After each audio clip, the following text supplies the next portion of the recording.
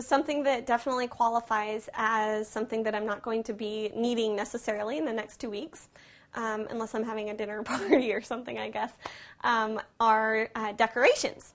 So things that I would count as decorations perhaps are this plate, which I actually use to put paper clips and things in, but I'm not going to need that in the next couple weeks. And then you might think about pictures, anything that you have hanging on the wall. Bigger things that I'm not necessarily going to be packing, I actually prefer to leave on the wall until closer to my move day, because it keeps them up and out of the way, less of a chance of them getting broken if they have glass on them, and so I am. I'm going to take this painting down just because it's easy to pack and it's small and it's not going to be in the way once it's in a box anyway.